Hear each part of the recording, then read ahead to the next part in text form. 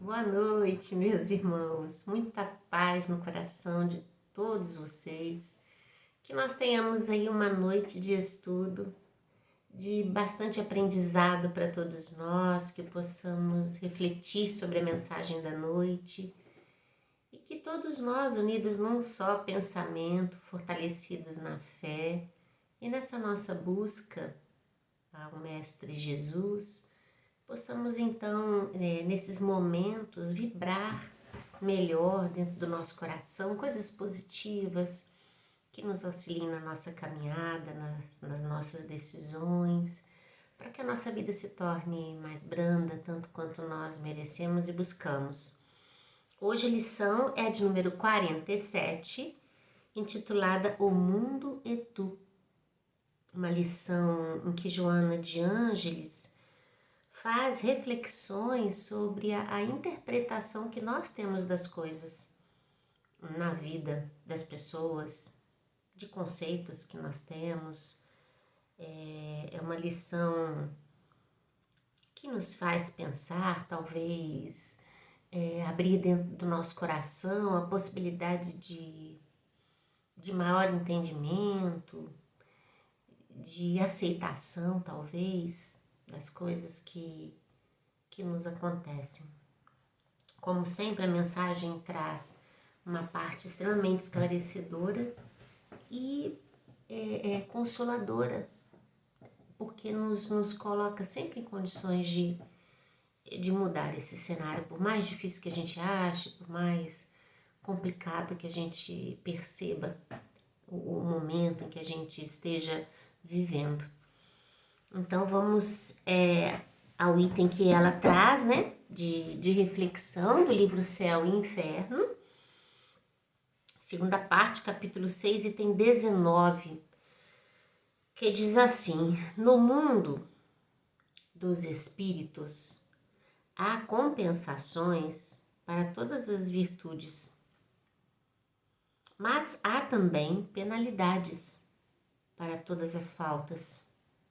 E destas, as que escaparam às leis dos homens são infalivelmente atingidas pelas leis de Deus.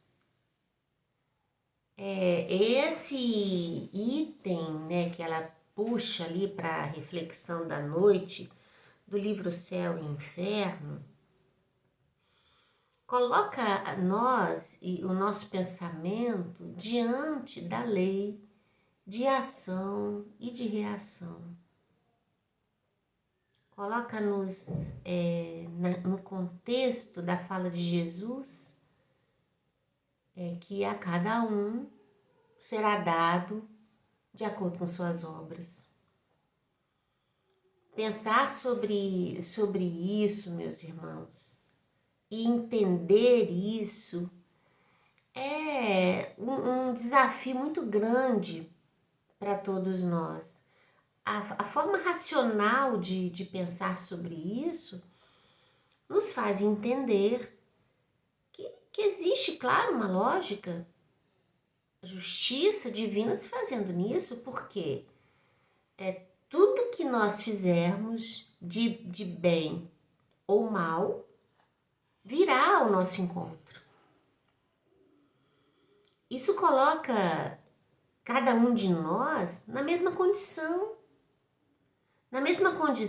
de que nós podemos modificar o nosso cenário de vida, aquilo que a gente está experimentando, as coisas que a gente vem sentindo e percebendo da nossa existência.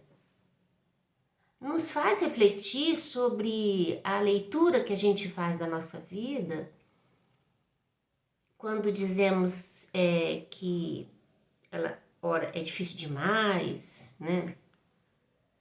Que a gente já não está aguentando, que parece que pra gente as coisas nunca se endireitam, nunca caminha de uma forma harmônica, ou mesmo dos momentos em que a gente fala assim que a vida da gente é tão organizada, tão tão bem delineada que parece que a gente a todo instante está sendo poupado dos grandes desafios, tanto numa análise quanto noutra, numa colocação dessa quanto na outra, existe um olhar muito equivocado, muito acanhado da verdadeira realidade de todos nós.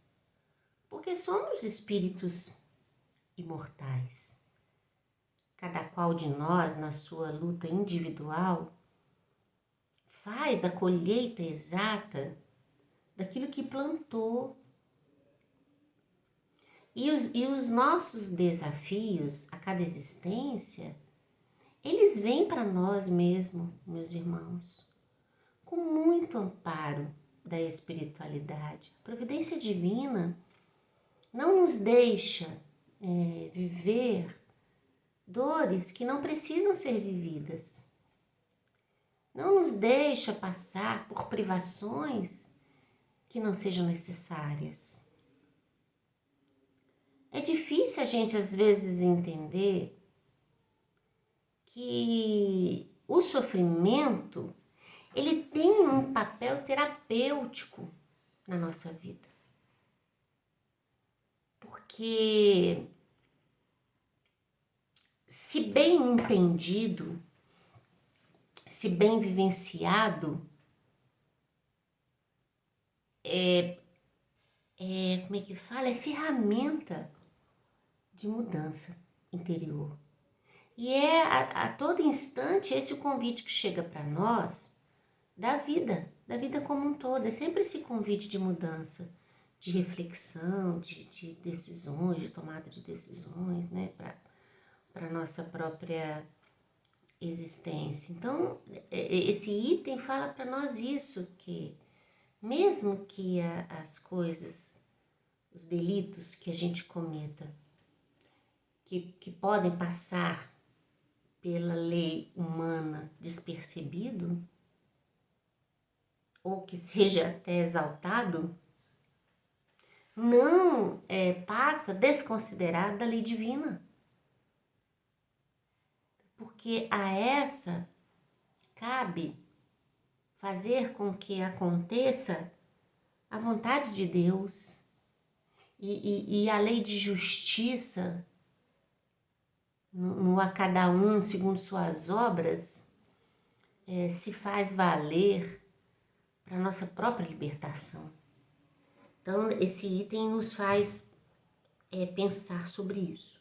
Um outro ponto que Joana levanta, meus irmãos, nessa lição, é que a gente ainda não tem muita noção do sentido da vida para nós. A gente ainda se deixa levar por pensamentos equivocados acerca do que a vida nos traz. O mundo físico, o mundo material, ele é um mundo, meus irmãos, aonde as coisas mais absurdas são tidas como possíveis. No mundo físico, o indivíduo é capaz de cometer delitos, porque todo mundo faz, então eu fazer também não faz diferença. No mundo físico,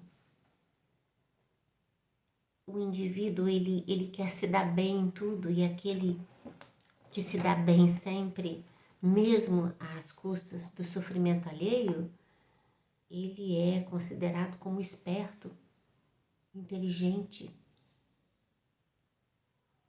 Aquele que possui grande soma financeira, mesmo que tenha sido adquirida no peso da dor do outro, ela é exaltada. Quanta ostentação, quanto descontrole, quanta escravidão que o ser humano se coloca. O dinheiro é uma das provas mais difíceis para espíritos encarnados na Terra como nós, porque gera um encantamento nas almas ainda distante dos valores morais. É por isso que a gente vai perceber pessoas que vivem numa ostentação, às vezes esquecendo da sua própria origem, que nessa mesma encarnação foi de total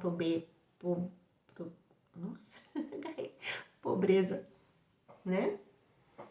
Então você percebe que essas coisas, meus irmãos, elas acontecem. Você vai para a internet, você liga uma televisão, isso está sempre num destaque, é como se fosse uma mensagem que quisesse que a gente aceitasse, que a gente concordasse.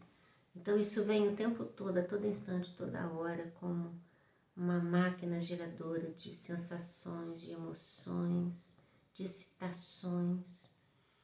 E as almas imprevidentes se deixam tocar por essa suscetibilidade,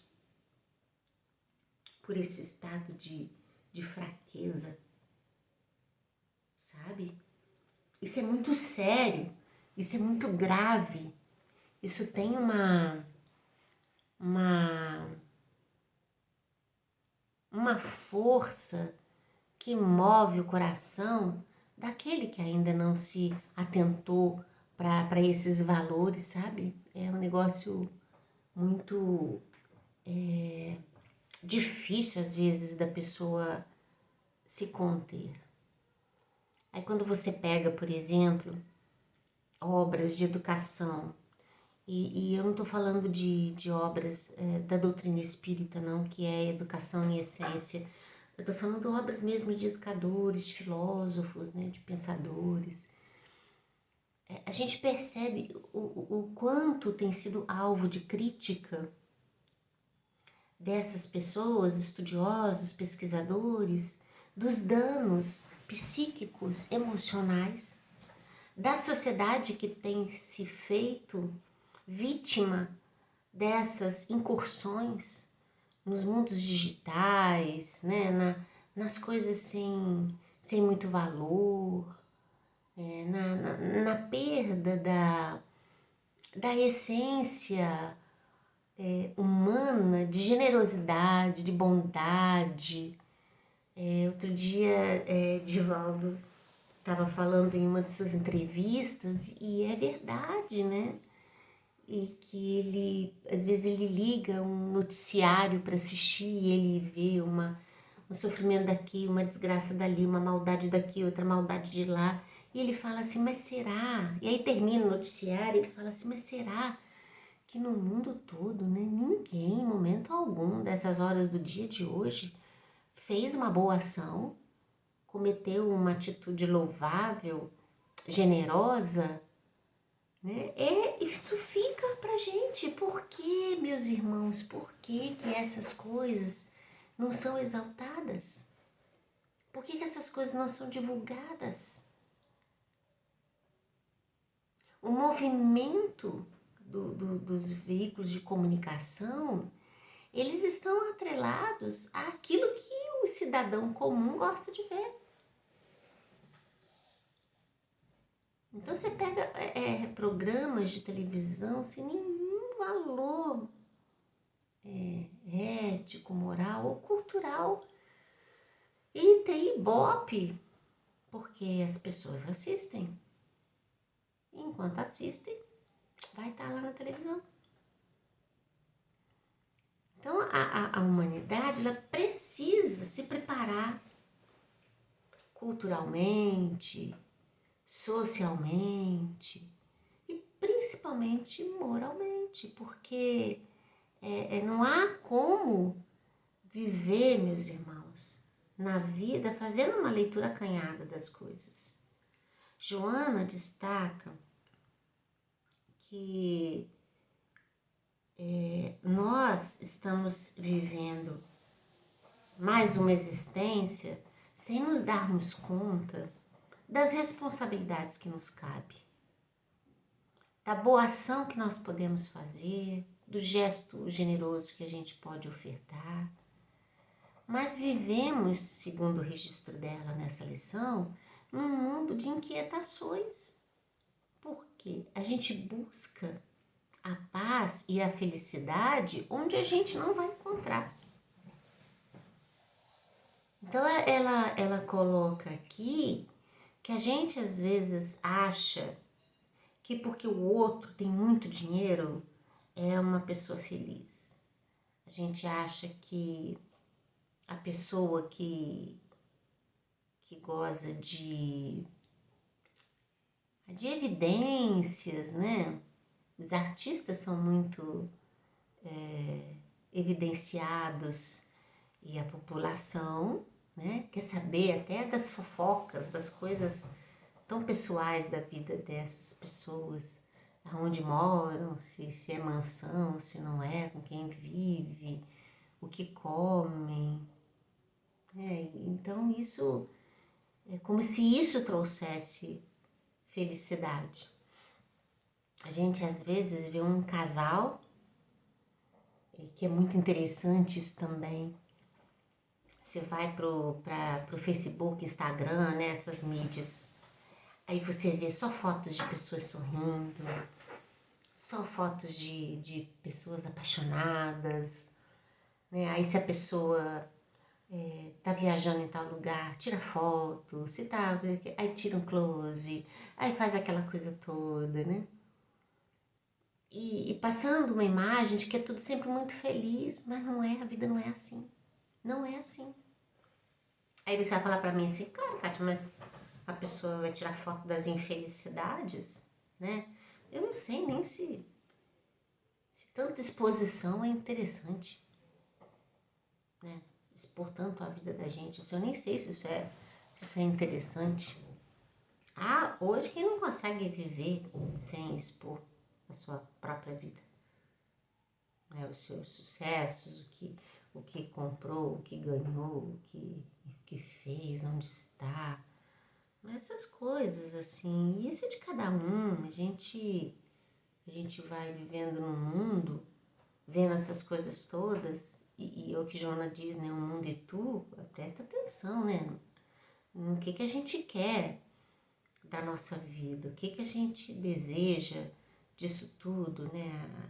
Se vamos ficar vítimas dos padrões de beleza, se vamos ficar vítima da opinião alheia, se vamos ficar vítima daquilo que nos consome, da tristeza, do desencanto, porque se a gente não consegue enxergar alegria na nossa própria vida, a gente vai cair no desencanto, meus irmãos.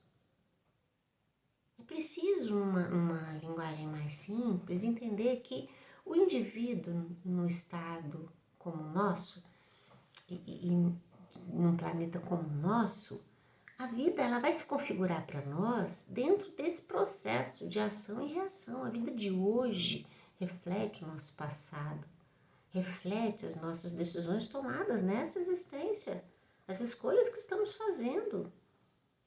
Não tem como a gente se furtar disso. Há de entender também daí que se a gente tiver condutas melhores, mais assertivas nessa encarnação, a nossa próxima encarnação também será mais ditosa, né? Então é uma leitura muito pontual das questões que envolvem a nossa vida. Ela vai dizer para nós que o que falta para nós é entender o nosso verdadeiro papel nessa existência. A gente se perguntar para que eu reencarnei? O que essa vida está esperando de mim? Qual é a parcela com que Deus está contando comigo? Em que eu posso servir melhor para mim e para os outros? Quais são as dores que eu trago? Quais são as enfermidades que eu tenho? e tentar trabalhar isso, meus irmãos, porque quanto mais equilibrado nós estivermos conosco mesmo, melhores nós vamos estar com as outras pessoas.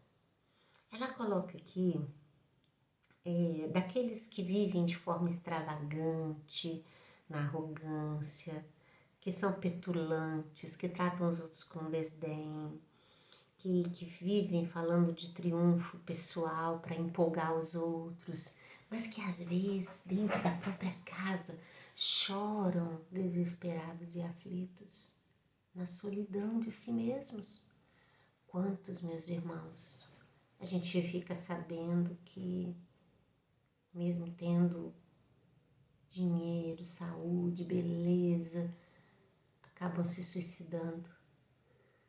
Quantas dores vividas no silêncio de si próprios, passando para os outros uma vida de ostentação, de que tudo pode, que a vida para mim sorri o tempo todo, e acabam se perdendo no emaranhado das suas insatisfações.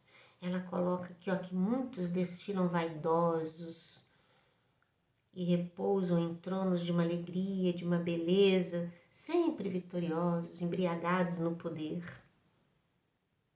mas que experimentam emoções de extrema tortura. Ela diz assim, olha, que nós, na grande maioria daqueles que se sentem esquecidos de Deus, como se Deus não cuidasse desses, eles dizem assim, olha, que a vida física só traz dificuldades, que o pão para chegar à mesa vem no suor, do sacrifício, daqueles que falam assim, nossa, eu me mato de trabalhar, o máximo que eu consigo levar arroz com feijão para dentro de casa, está sempre tudo muito complicado. Ela fala daqueles que a alegria é algo desconhecido, que estão sempre tristes, estão sempre acabrunhados, estão sempre reclamando, estão sempre dizendo que as coisas não funcionam, não caminham. Ela diz que a esses não pode sequer uma extravagância, não pode sequer um excesso, né? Porque não tem condições mesmo. Se a vida não for muito regrada, muito organizada, né, muito contada, vai passar falta das coisas. Então ela coloca isso, ela diz que muitos entendem que a vida só se divide em deveres e deveres, como se não tivesse outra coisa a não ser cumprir com obrigações.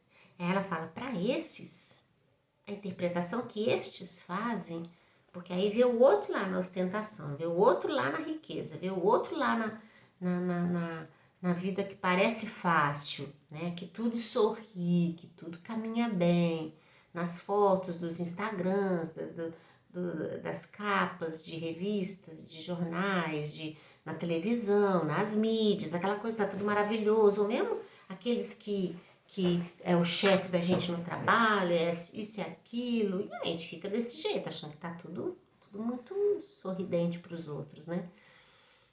E pra gente não. Então, quando ela coloca isso, ela tá dizendo que para esses, parece, pensamento desses, é que a lei da divina justiça tributou sobre ele um pesado fardo. E vocês sabem que isso é tão sério, que a gente tem recebido nessas décadas agora, espíritos que estão reencarnando na Terra e estão aí na faixa dos 2, 3, 4, 5 anos, né? Vítimas desse tipo de sentimento, ainda muito novinhos no corpo físico, relatando que ninguém gosta deles, né? Que para eles tudo tá ruim, eles querem brincar de uma coisa, o outro não quer brincar, isso é um sofrimento, que não querem mais fazer nada, só querem ficar sozinhos, não querem mais estudar, não querem conversar com ninguém, dor, num sofrimento tão grande e às vezes não aceitam mesmo a proximidade dos outros, as brincadeiras dos outros, está com o sentimento, o coração fechado para a vida, como se a sua vida de tão pouco tempo já fosse tão pesada, tão difícil de carregar. Para nós que entendemos a imortalidade da alma, a gente reconhece nesses espíritos em tenra idade física, né, espíritos de outrora, que trazem as marcas aí da insatisfação, às vezes consigo mesmo, pelos fracassos de vidas passadas e hoje não conseguindo interpretar, entender, identificar, se manifestam assim, contra tudo e contra todos na vida presente. Então ela vem colocando isso, né, que a gente, para esses que se sentem assim, desprovidos da alegria, da felicidade, da atenção divina, né, dos privilégios, dessa coisa toda, esse sempre acha que a vida não vai sorrir nunca e que a felicidade jamais terá morada no seu coração. Ela diz então que esses são escravos de si mesmos e de outros escravos que os dominam, as ocultas. Na verdade, são espíritos necessitados de identidade, de reconhecer que a vida, por mais difícil que pareça, ela ainda nos é dada para o crescimento, para a vitória, e todo sofrimento, meus irmãos, vem em dose homeopática. Aqueles a quem a gente acredita que a vida sorri o tempo todo, né, são vítimas das suas próprias escolhas e acabam por se perder diante de tantos interesses. Ela continua fazendo para nós um convite para que, se a gente estiver nessa condição de nos percebermos desamparados do Pai, por exemplo, em que a vida parece não nos sorrir como a gente gostaria que sorrir, ela fala que nós deveríamos amar apesar da gente não receber a retribuição. Ela fala que a gente deveria ajudar sem qualquer desejo de retribuição dos socorridos. Ela fala que a gente deve estender os tecidos da esperança, embora a gente não identifique os beneficiados. Ela fala que a gente deve fluir da paz que a prece nos traz e da harmonia que se derrama da fé. Ela fala que a gente possui felicidade sem mesclas de crime, nem bases de enganos. Ela fala que a gente não deve invejar os que estão atirando as coisas, né, do suicídio, falando sobre isso, desejando isso, inconsciente. Ela fala que a gente deve pensar nesses triunfadores que estão enganados com a simpatia e cordialidade, não com inveja, não com desejo, e pedir que Deus os ampare, os proteja, porque a provação deles também não é fácil, meus irmãos. É grandioso também a luta deles, né, que travam consigo mesmo. Ela fala que a gente deve encontrar um pleno caminho de redenção espiritual, enquanto outros se infelicitam, para que a gente se liberte, então, ao tempo em que os outros se enclausuram. Ela fala, e se puderes, olha que lindo isso aqui, e se puderes partir os elos mesquinhos da autocompaixão infundada e desnecessária, bendiz o que tens, a vida que experimentas e a fé cristã e espírita que te ilumina interiormente, conseguindo sobrepor os ideais incorruptíveis da imortalidade aos jogos vis e escravocratas do mundo. Muito oportuno recordares o ensino de Jesus. No mundo tereis aflições, mas os que porfiarem fiéis até o fim herdarão a glória excelsa. Meus irmãos, Jesus disse que nós iríamos passar por sofrimentos, mas nisso ele fala, bem-aventurados seríamos nós os aflitos, mas aqueles que sabem passar pela aflição. A gente não deve desconsiderar a proteção divina que a gente tem, o amparo que a gente tem. Por mais difícil seja a nossa vida, deixa cada um seguir a sua história. Aqueles que muito têm, deixa a eles a cota de sacrifício que eles têm que fazer. Se eles conseguiram isso de forma correta ou não, é conta deles também, não é nossa. Não vamos enxergar que está ali a felicidade, porque a paz, ela só vai nascer dentro de nós quando nós tivermos paz conosco mesmo. Com as nossas ações, quando a gente puder botar a cabeça no travesseiro e dormir tranquilo, sem nenhuma atitude que venha a nos tirar o sossego, a paz, a tranquilidade. O convite da lição de hoje, meus irmãos, é de fazermos uma reflexão sobre a forma como a gente tem interpretado a vida, da forma como a gente tem interpretado a vida das pessoas e de não querer para nós a vida que é do outro, porque a gente não sabe o que está lá dentro da vida do outro. A gente às vezes tem uma visão muito superficial da coisa, assim como a gente tem dores que a gente não conta para ninguém. Então a mensagem é de reflexão, é de análise, é de sentimento de humildade que deve permear o nosso coração, fazendo com que nós nos coloquemos a serviço do Pai Celestial, onde quer que nós formos chamados a servir, na certeza de que Deus jamais nos desampara. Que a mensagem de hoje seja portadora de esperança para nós, principalmente de esperança, de alegria, de acalento, para que a gente possa trilhar os dias, sejam eles lá tão difíceis quanto tenham que ser. Muita paz no coração de vocês, muita luz. Até semana que vem, se Deus quiser.